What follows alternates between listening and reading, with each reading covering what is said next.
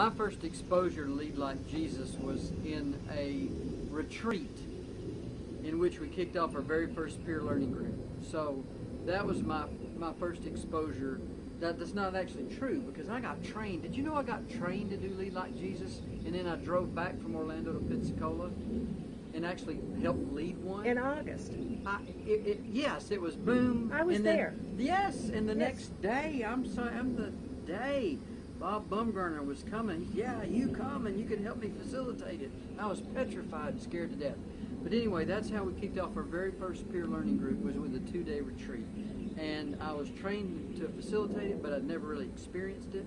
It was the most phenomenal experience. I mean, it was beyond anything I could have imagined on many levels, not the least of which is the fact that these pastors, who were unknown to each other except as casual acquaintances, after spending 2 solid days together experiencing the Lead Like Jesus material, suddenly began to form friendships. And it was in the embryonic stage, but it was there nonetheless. And there was this incredible bonding that took place. And the different things that we experienced were just blew my mind. That became the foundation of the relationship of this first peer learning group. And it was so powerful and so potent to us that every subsequent peer learning group that we started, it always has to start with a Lead Like Jesus retreat.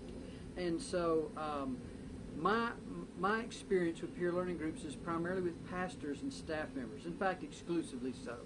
Groups of pastors, groups of staff members. And when the pastors come together, and in this context they can let some of their guard down, and when they first they encounter the whole ego diagram and the pride and the fear, and by the mercy and by the grace of God and the power of the Holy Spirit in that place, that they take these tiny little steps at first to let the walls come down and say, you know, pride has had a negative impact on my leadership in this way, or fear, you know, has paralyzed me in this way. I'm telling you, amazing things happen. Pastors grapple with pride and fear more than anything else in the Lead Like Jesus experience. That's just one of the components that has been such a powerful component for us. So we love it.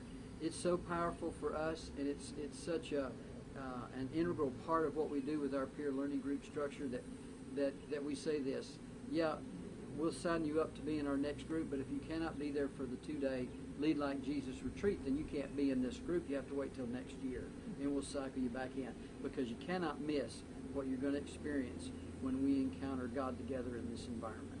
So it's been an incredibly potent thing to us.